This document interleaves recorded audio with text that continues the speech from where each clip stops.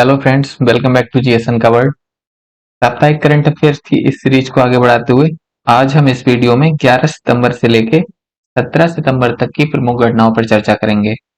इस सप्ताह फिर G20 से संबंधित कुछ प्रमुख खबरें हैं और 26 छोटी छोटी वन लाइनर्स हैं, तो सभी को देखेंगे। लेकिन आगे बढ़ने से पहले यदि आप चैनल पे नए हैं तो सब्सक्राइब कर लीजिए।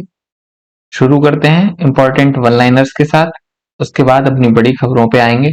तो वन लाइनर्स में सबसे पहले है शिखरशीलता, क्राउन शाइनेस। ये आप इमेज देख रहे हैं, इसमें जो पेड़ों के टॉप हैं वो आपस में टच नहीं कर रहे हैं। ये गैप बना हुआ है, इसी गैप को शिखर शाइनेस कहते हैं, मतलब शिखरशीलता कहते हैं।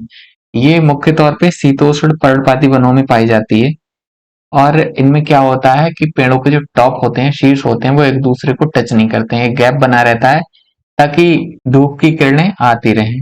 और ये ब्लैक मैंग्रोव, जापानी लार्च, कर्पूर इन पेड़ों में पाई जाती है। अगला है Satkosia tiger reserve. Satkosia tiger reserve Orissa में है। इसके बारे में जानने के लिए और कुछ इम्पोर्टेंट है नहीं। घटना ये हुई थी कि हाल ही में इस टाइगर रिजर्व में हाथियों के कुछ बच्चों की मृत्यु हो गई थी, तो इसीलिए चर्चा में आया था।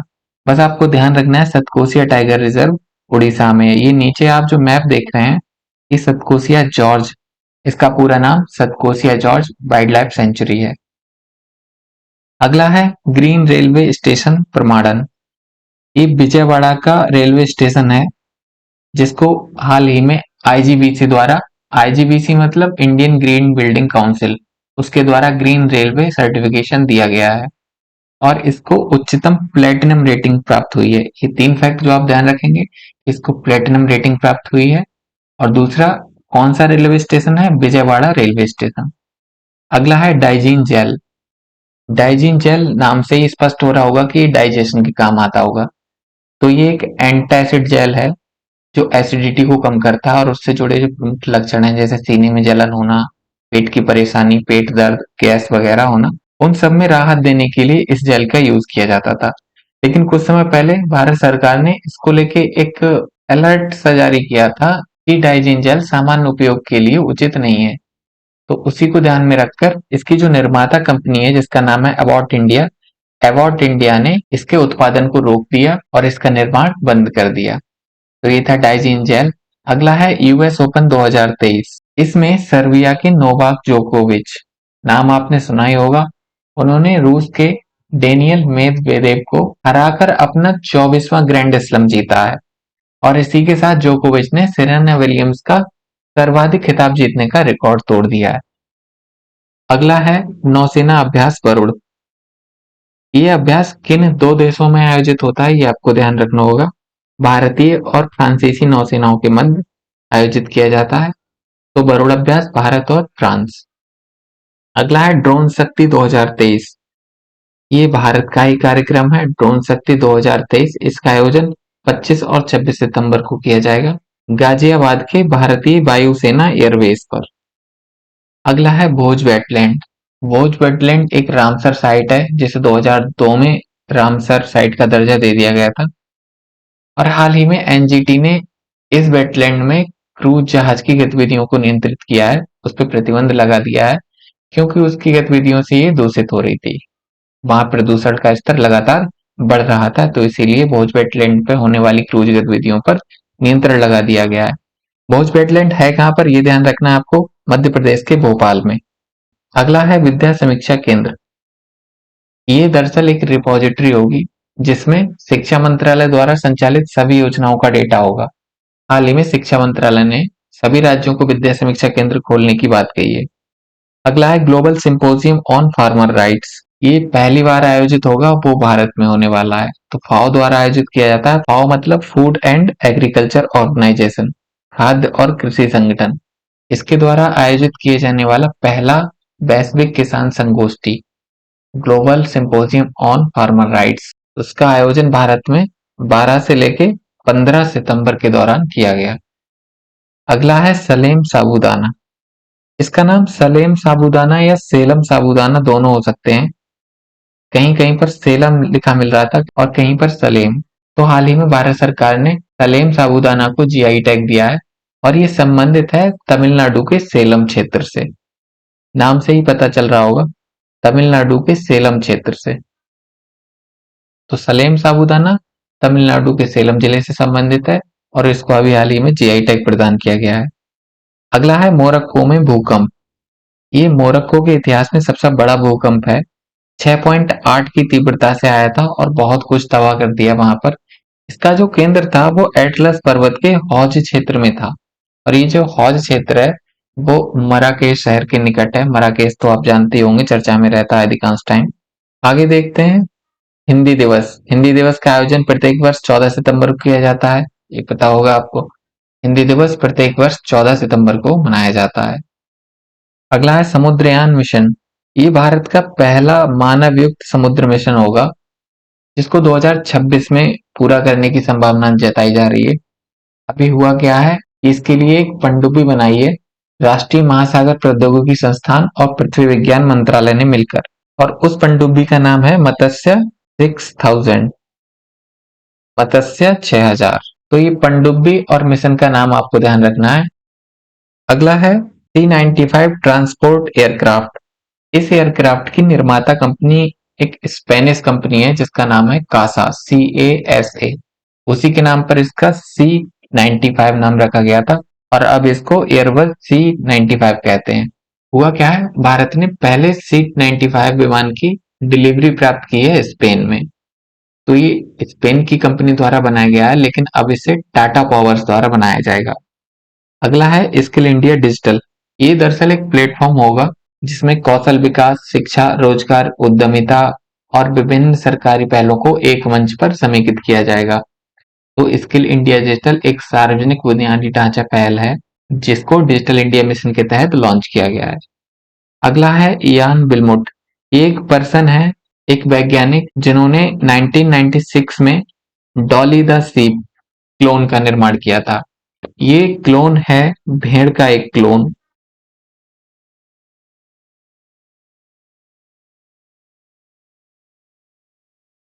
तो अभी इयान बिलमुट का निधन हो गया है, 79 वर्ष के थे ये।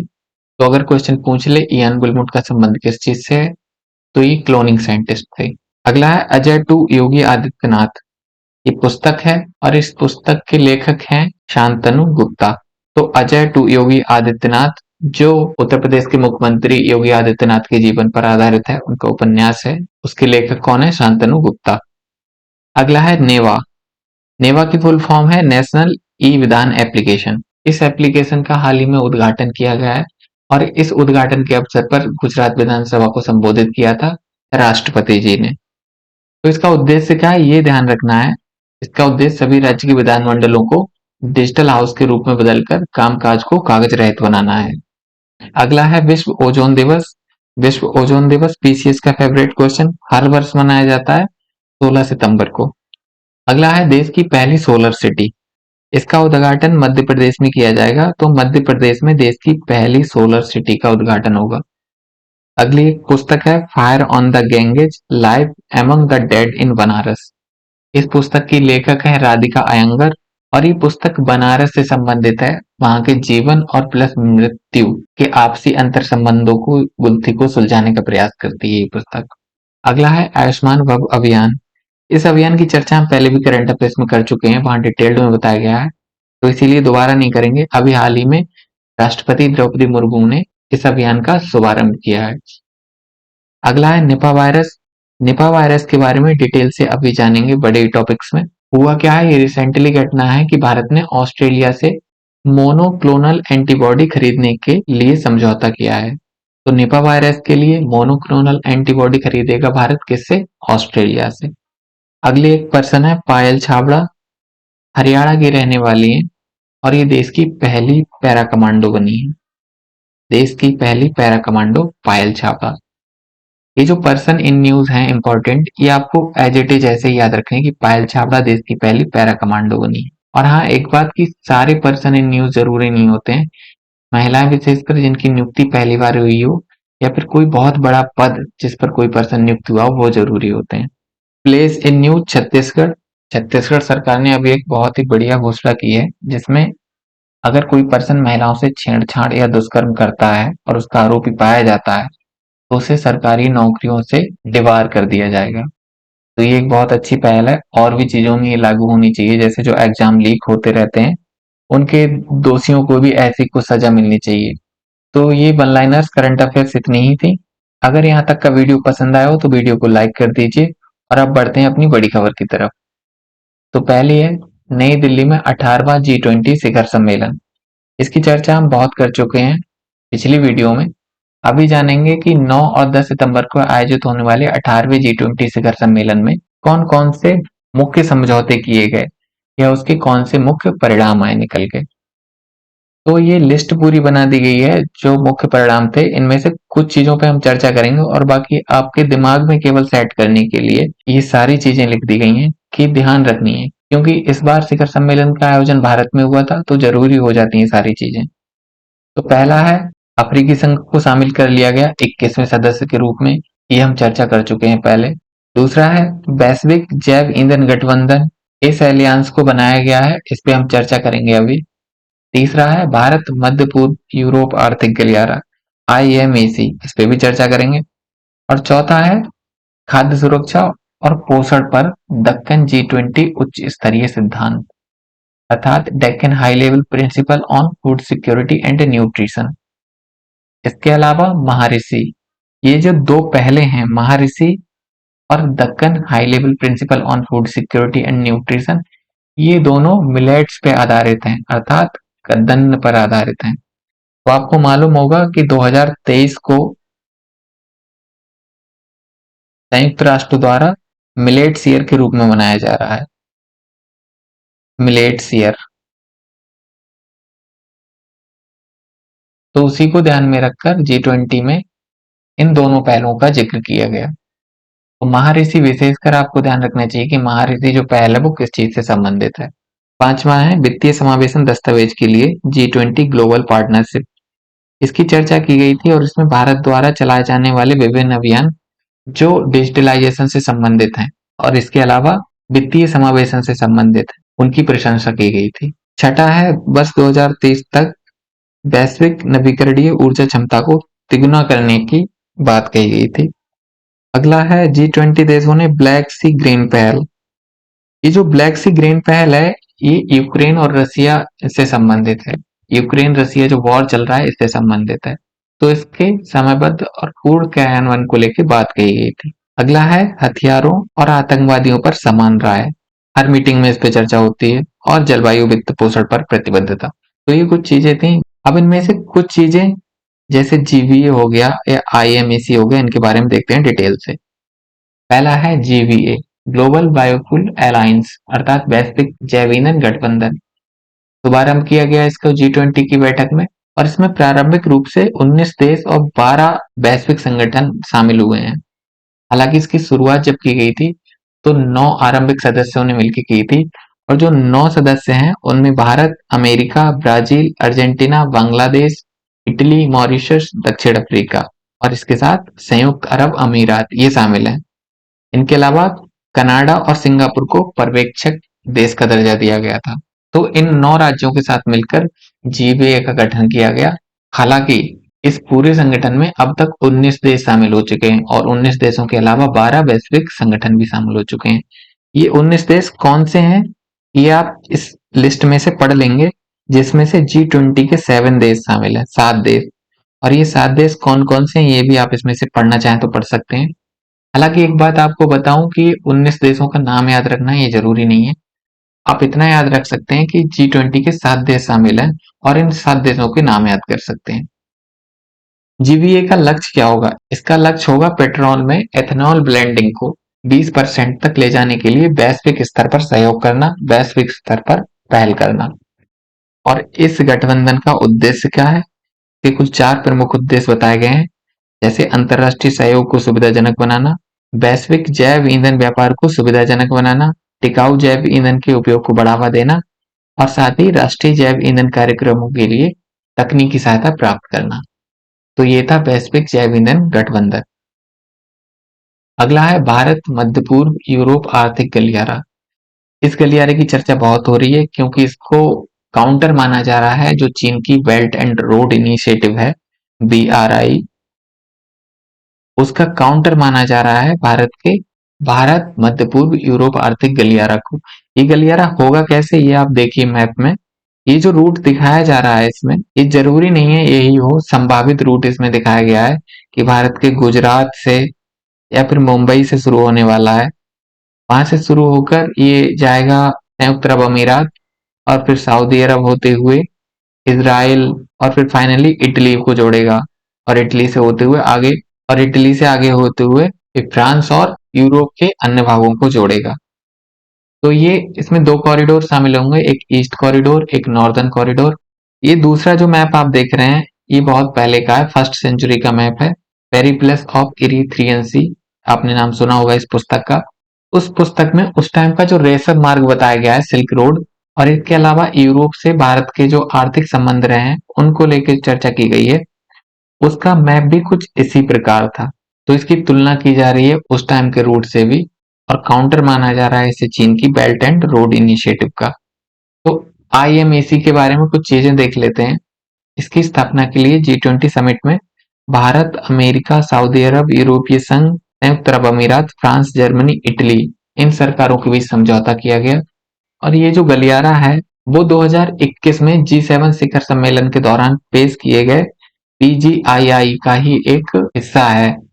पीजीआईआई अर्थात partnership for global infrastructure investment, अर्थात वैश्विक अवसंरचना और निवेश के लिए साझेदारी। उसका एक हिस्सा बताया जा रहा है आईएमईसी। आईएमईसी भारत और मध्य पूर्व और यूरोप को जोड़ने वाली एक महत्वपूर्ण बुनियादी ढांचा परियोजना है। इस परियोजना का लक्ष्य रेलवे और समुद्री मार्गों सहित परिवहन गलियारों का एक नेटवर्क स्थापित करना है। तो ये था आईएमईसी। अगला है G20 में भारत का सांस्कृतिक एवं कलात्मक प्रदर्शन। बहुत सारी चीजें प्रदर्शित की गई, उसकी कुछ मुख्य चीजें हैं, उसकी चर्चा करेंगे, जैसे भारत मंडपम। इसके बारे में बताने की जरूरत नहीं है, पिछली वीडियो में चर्चा कर चुके हैं। दूसरा है भगवान नटराज की कांस्य प्रतिमा, इसकी भी हम चर्चा कर चुके हैं, तो इसके बारे में बताने की आवश्यकता नहीं है। अगला है उड़ीसा के सूर्य मंदिर का कोणार्क चक्र। ये जो आप देख रहे हैं चक्र, इस चक्र को प्रदर्शित किया गया था। ये गदर 2 वाला चक्र नहीं है, उड़ीसा का कोणार्क चक्र है। ये उड़ीसा के कोणार्क में जो सूर्य मंदिर है उसका ही एक चक्र है। इसमें कुल ऐसे 12 जोड़ी चक्र लगे हैं, और ये एक विशाल रथ को प्रतिबिंबित करता है जो 7 घोड़ों द्वारा खींचा जा रहा है, और इस पे विराजमान है भगवान सूर्यदेव। तो इसका निर्माण किसने किया था? इसका निर्माण नरसिम्हा देव प्रथम के शासनकाल में कराया गया था।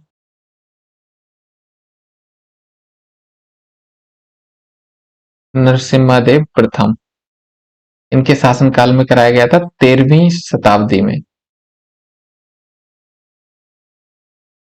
अगला है नालंदा विश्वविद्यालय की छवि, इसके बारे में बताने की जरूरत नहीं है, ये आप कमेंट करके बताएंगे कि नालंदा विश्वविद्यालय कहाँ अवस्थित है। अगला है तंजावुर पेंटिंग और ढोकरा कला। ये जो नीचे आप इमेज देख रहे हैं, ये वाली, इसमें जो मूर्तियां बनी हुई हैं ये ढोकरा कला का प्रतिनिधित्व करती हैं। ये भारत की लोक कलाएं हैं जिनको वैश्विक स्तर पे प्रमोट किया जाता है। अगला है बोधि वृक्ष के नीचे स्थापित भगवान बुद्ध की पीतल की मूर्ति, और भारत के विविध संगीत जैसे हिंदुस्तानी लोक संगीत हो गया, कर्नाटक भक्ति हो गई, और विभिन्न क्षेत्रीय जो संगीत हैं उनका प्रदर्शन किया गया था। साथ ही में छत्तीसगढ़ में बस्तर की गोंड जनजाति द्वारा बनाई गई सुलूर बांस की पवन बांसुरी, सुलूर बांस की पवन बांसुरी, ये जो दूसरी इमेज आप देख रहे हैं ये इमेज यही पवन बांसुरी है, और ये छत्तीसगढ़ के बस्तर की गोंड जनजाति द्वारा बनाई जाती है। इसके अलावा मणिपुर के लोंगपी गांव की तांगखुल नागा जनजाति द्वारा बनाए गए लोंगपी पॉटरी, ये आप जो पहली इमेज देख रहे हैं ये यही पॉटरी है। और इसकी विशेषता क्या है, इनके निर्माण में चौक का प्रयोग नहीं किया जाता, बिना चाक की सहायता से इनको हाथों से निर्मित किया जाता है। तो ये एक हस्त निर्मित पॉटरी है मणिपुर के लोंगपी गांव, जिसे बनाया जाता है नागा जनजाति द्वारा। अगली गोंड पेंटिंग, उसको भी प्रदर्शित किया गया था, ये नीचे आप इमेज देख रहे हैं ये गोंड पेंटिंग है, इसको दिखाया गया था। साथ ही में गुजरात के दाहोद में भील और पटेलिया जनजाति द्वारा निर्मित गुजराती वॉल हैंगिंग्स, ये गांव क्षेत्र में अभी भी आपको देखने मिल जाएंगी, घर पे टंगी हुई होती हैं, स्क्वायर शेप में होंगी, ऐसी पतंग की तरह होती हैं टंगी हुई, इन्हें वॉल हैंगिंग्स बोलते हैं। उनको प्रदर्शित किया गया था। इसके अलावा भेड़ ऊन की स्टॉल, साथ में राजस्थान की मोज़ेक लैंप मीना जनजाति द्वारा तैयार की गई अंबाबाड़ी मेटल वर्क और मीनाकरी शिल्प। तो ये कुछ कलात्मक प्रदर्शन थे जिनको G20 सम्मेलन में प्रदर्शित किया गया था। अगला है निपा वायरस। इसका प्रकोप धीरे धीरे केरल में बढ़ रहा है और ये केरल में बहुत ज्यादा सुनने को मिलता है। 2021 में भी सुनने को मिला था, 22 में, और फिर उससे पहले 2018 में भी इसके प्रकोप की सूचना आई थी। तो केरल में ही ज्यादा फैलता है। इसी को ध्यान में रख के केरल की सरकार ने एक नियंत्रण कक्ष स्थापित करने की बात कही है ताकि इस पे जांच पड़ताल की जा सके और इसके प्रसार को रोका जा सके।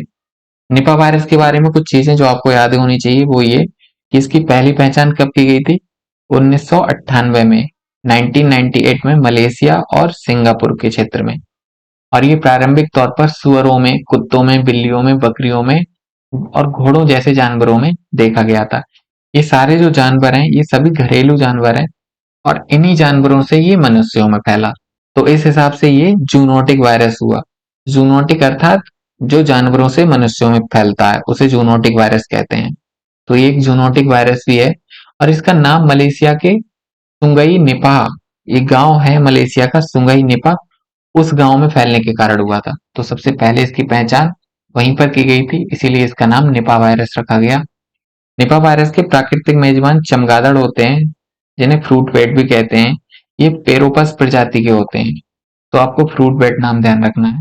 और मनुष्यों में इनका संक्रमण फैलता है जब मनुष्य इन चमगादड़ों से खाए हुए फलों का सेवन करता है, तो या फिर इनसे संक्रमित फलों के सेवन से या फिर इनके आसपास निकट संपर्क से भी ये फैलता है। भारत में इसका पहला प्रकोप 2001 में देखा गया था सिलीगुड़ी में, और ये सिलीगुड़ी पश्चिम बंगाल का एक शहर है। इसके बाद 2007 में पश्चिम बंगाल के नदिया जिले में भी देखा गया और फिर 2018 में केरल के कोझिकोड में इसकी सूचना मिली थी। आगे भी इसके मामले धीरे धीरे सामने आते रहे। तो ये था निपा वायरस। अगला है स्क्रब टाइफस। ये एक बैक्टीरिया जनित बीमारी है, बैक्टीरिया से फैलने वाली। और ये बैक्टीरिया आता कहाँ से है? सबसे पहले जान लेते हैं चर्चा में क्यों है। ओडिशा के बरगढ़ जिले में अधिकारियों ने सूचना दी है कि इस बैक्टीरिया के कारण उड़ीसा में लगभग 5 लोगों की मृत्यु हो गई है और साथ में 4 अन्य कुछ गंभीर अवस्था में है। तो स्क्रब टाइफस, ये आप इमेज देख रहे हैं, इस इमेज में ये जो दिखाया गया है घुन टाइप का, इसको पिस्सू भी कहते हैं। पिस्सू जानवरों में पाए जाते हैं। तो ये पिस्सू अगर इंसान के काट लेता है तभी बैक्टीरियल संक्रमण उनके बढ़ने लगता है। तो देखते हैं, स्क्रब टाइफस एक बैक्टीरिया जनित बीमारी है जो संक्रमित चिगर्स से, चिगर्स अर्थात लार्वा माइट्स, इन्हीं को कहते हैं लार्वा माइट्स से चिगर्स, इनके काटने से फैलती है। और ये घुन आमतौर पर खेत, जंगल, गांव के तालाबों में मनुष्यों के संपर्क में आते हैं। बरसात के मौसम में स्क्रब टाइफस एक आम बात है। अगला है नाविक, नेविगेशन विद इंडियन कॉन्स्टेलेशन। इसकी चर्चा बहुत पहले हम कर चुके हैं, फिर भी इसमें जानते हैं। पहली बात तो नाविक भारत का एक क्षेत्रीय नेविगेशन प्रणाली है जिसे IRNSS बोलते हैं। IRNSS, इसकी फुल फॉर्म है Indian regional navigation satellite system. तो ये सैटेलाइट सिस्टम 2018 में स्थापित किया गया था।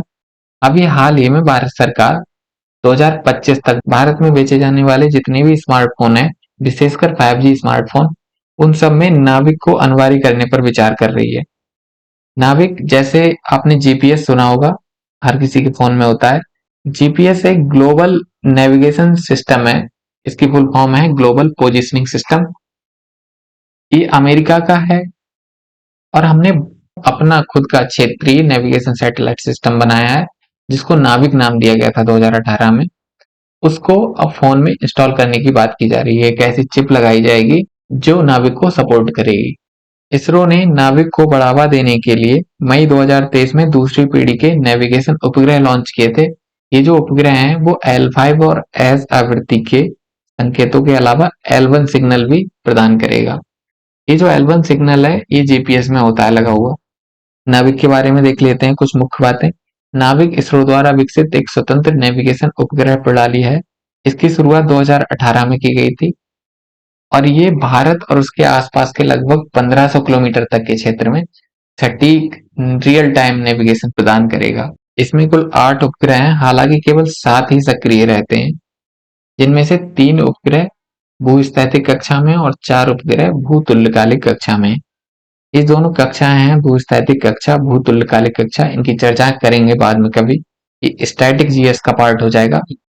अगली है आगरा की विकेंद्रीकृत कचरा प्रसंस्करण प्रणाली। आगरा में थोक अपशिष्ट जनरेटर से जैविक कचरे के प्रबंधन के लिए एक संयंत्र बनाया गया है। इस संयंत्र के माध्यम से क्या होगा, इसमें बाजारों में बिकने वाली जो सब्जियों का कचरा होता है, वेस्ट जो निकलता है, इसके अलावा मंदिरों के आसपास फूलों का जो वेस्ट होता है, उसको इकट्ठा करके इस संयंत्र में डाला जाएगा और इसके माध्यम से लगभग 10-15 दिन की पूरी प्रक्रिया के दौरान एक खाद प्राप्त होगी, जैसे जैविक खाद कहते हैं। और फिर बाद में इस खाद का उपयोग शहर के विभिन्न पार्क हैं उसमें किया जाएगा या फिर ई कॉमर्स प्लेटफॉर्म पर बेच दिया जाएगा। तो इस पूरी प्रक्रिया में लगभग 15 दिन लगते हैं और उसमें जितना फीड स्टॉक डाला जाता है उसका 10 से 12% खाद के रूप में प्राप्त हो जाता है। अगला है पश्चिम बंगाल में नई शिक्षा नीति। देखो, आप जानते होंगे कि 2020 में नई राष्ट्रीय शिक्षा नीति आई थी। उस शिक्षा नीति में कुछ बदलाव करते हुए पश्चिम बंगाल ने अपनी खुद की नई शिक्षा नीति लॉन्च की है। उसका कारण है कि जो राष्ट्रीय शिक्षा नीति है उसमें कुछ ऐसे प्रावधान हैं जिसके कारण सभी राज्य उसको अपना नहीं पा रहे हैं। पश्चिम बंगाल ने कुछ संशोधन के साथ अपना लिया। इसके अलावा केरल, कर्नाटक, तमिलनाडु और भी कई राज्य, लगभग 14 स्टेट हैं, वो राज्य इस नई शिक्षा नीति को लागू ही नहीं कर रहे हैं। पूरी तरीके से उन्होंने इनकार कर दिया है इसको लागू करने से। तो पश्चिम बंगाल ने अपनी नई शिक्षा नीति की घोषणा की है। ये शिक्षा नीति मौजूदा पैटर्न 5+4+2+2 को ही बनाए रखने की बात करती है, जबकि नई शिक्षा नीति में 5+3+3+4 ये पैटर्न था। इसके अलावा पश्चिम बंगाल की ये शिक्षा नीति कक्षा 5 से लेके 8 तक के छात्रों के लिए त्रिभाषा फार्मूला, इसमें 3 भाषाओं को शामिल किया जाएगा। इसमें जो पहली भाषा होगी वो मातृभाषा होगी और वो जरूरी नहीं है बांग्ला ही होगी, वो कोई भी मातृभाषा हो सकती है और उसमें ही प्रारंभिक शिक्षा दी जाएगी। जैसे अगर नेपाली माध्यम का स्कूल है तो उसमें मातृभाषा नेपाली होगी, संथाली माध्यम का स्कूल है तो उसमें मातृभाषा संथाली होगी और संथाली भाषा में ही प्राथमिक शिक्षा पूरी कराई जाएगी। दूसरी जो भाषा होगी वो इंग्लिश या इसके अलावा और कोई सी भाषा हो सकती है और इसके अलावा तीसरी होगी वो पहली 2 भाषाओं को छोड़कर कोई भी भाषा चयन करने का अधिकार होगा। कक्षा 9 से लेकर 12 तक में सेमेस्टर प्रणाली की बात कही है और यही सेमेस्टर प्रणाली नई शिक्षा नीति में भी लागू की जा रही थी। तो ये पश्चिम बंगाल की नई शिक्षा नीति है। हालांकि किसी स्टेट की अगर कोई नई एजुकेशन पॉलिसी आती है वो उसी स्टेट के एग्जाम के लिए जरूरी हो सकती है, सभी स्टेट के लिए नहीं। आपको कुछ बातें जो जरूरी हैं ध्यान रखने लायक, को ये जो नोट वाले सेक्शन में दी है कि नई शिक्षा नीति को सभी राज्यों ने लागू नहीं किया है। अगला है प्रधानमंत्री उज्ज्वला योजना का विस्तार। इसे हम प्रधानमंत्री उज्ज्वला योजना 3.0 के नाम से भी जान सकते हैं क्योंकि इससे पहले 1.0 और 2.0 ऑलरेडी लॉन्च की जा चुकी हैं। ये जो 3.0 स्कीम है ये 2023-24 से लेके 2025-26 तक को कवर करेगी, 3 वर्षों के लिए। और इन 3 वर्षों में 75 लाख अतिरिक्त एलपीजी कनेक्शन देने की बात कही गई है। तो जानेंगे जो 1.0 है वो कब शुरू की गई थी। 2016, 1 मई 2016 को शुरुआत की गई थी और इसका लक्ष्य था 2020 तक लगभग 8 करोड़ एलपीजी कनेक्शन को प्रदान कर दिया जाए और इस लक्ष्य को अपनी समय सीमा के अंतर्गत ही प्राप्त कर लिया गया था। अगली जो उज्ज्वला 2.0 आई थी उसका लक्ष्य था 31 मार्च 2022 तक अतिरिक्त 1 करोड़ एलपीजी कनेक्शन प्रदान करना। इसने भी अपना लक्ष्य समय सीमा के भीतर जनवरी 2022 में ही प्राप्त कर लिया था। तो ये उज्ज्वला 1.0 और 2.0 थी। मेन आपको ध्यान रखना है कि उज्ज्वला योजना की शुरुआत 1 मई 2016 को की गई थी। इस योजना की एक निगेटिव बात यह है कि इस योजना में अब तक 9.58 करोड़ परिवार शामिल हो चुके थे, लेकिन उन परिवारों में से 1.18 करोड़ परिवारों ने कोई रिफिल नहीं खरीदा और उसका कारण था एलपीजी पर महंगाई। इसके अलावा 1.51 करोड़ ऐसे परिवार थे जिन्होंने केवल एक ही बार सिलेंडर को रिफिल कराया था। अगला है Yashobhoomi, India international convention and expo centre. 17 सितंबर को इसे राष्ट्र को समर्पित कर दिया गया प्रधानमंत्री नरेंद्र मोदी के द्वारा और ये दिल्ली के द्वारका में स्थापित है, भारत का सबसे बड़ा एक्सपो सेंटर। कोई भी चर्चा करने से पहले इसकी इमेज देखते हैं। ये जो आप देख रहे हैं भव्य इमारत, ये इसकी ही है। ये कमरे हैं, अंदर के हॉल बने हुए। इसके अलावा ये बाहर से दिखाया गया है। इसमें विभिन्न प्रदर्शनियों का या सम्मेलनों का आयोजन किया जाएगा। जैसे अभी कुछ टाइम पहले भारत मंडपम का उद्घाटन किया गया था, कुछ उसी तरह का ये होगा। इसकी विशेषताएं क्या होंगी? 73,000 वर्ग मीटर से अधिक क्षेत्र में बने इस कन्वेंशन सेंटर में एक मुख्य सभागार होगा, और ये जो मुख्य सभागार होगा, ये कन्वेंशन सेंटर का मुख्य हॉल है, जिसमें एक साथ लगभग 60,000 मेहमान बैठ सकते हैं। इसके अलावा एक भव्य बॉल रूम होगा और 13 बैठक कक्ष सहित कुल 15 कक्ष सम्मेलन होंगे, जिनमें एक साथ कुल 11,000 प्रतिनिधि इकट्ठे हो सकते हैं। ये जो बॉल रूम है, इसमें लगभग 2,500 मेहमान एक साथ बैठ सकते हैं। इसके अलावा जो कक्ष हैं, उनमें बता ही दिया आपको कि 11,000 प्रतिनिधि एक साथ इकट्ठे हो सकते हैं। इसे अत्याधुनिक बनाया गया है मॉडर्न टेक्नोलॉजी के साथ। इसमें ध्वनि को अवशोषित करने वाले कुछ सिलेंडर भी लगाए गए हैं, धातु के सिलेंडर, जो ध्वनि को अवशोषित करेंगे। साथ ही रोशनी पैटर्न वाली दीवारों के रूप में भारतीय संस्कृति से प्रेरित सामग्री और विभिन्न वस्तुएं लगाई गई हैं। तो ये होगा यशोभूमि, भारत का कन्वेंशन और एक्सपो सेंटर, जो विश्व के सबसे बड़े एक्सपो सेंटरों में से एक होगा। ये कुछ इमेज हैं इसकी, और इस करंट अफेयर्स में बस इतना ही। अगर आपको वीडियो पसंद आई हो तो वीडियो को लाइक कर दीजिए, और चैनल को सब्सक्राइब नहीं किया है तो सब्सक्राइब कर लीजिए। बाकी मिलेंगे अगले वीडियो में अगले सप्ताह, तब तक के लिए धन्यवाद।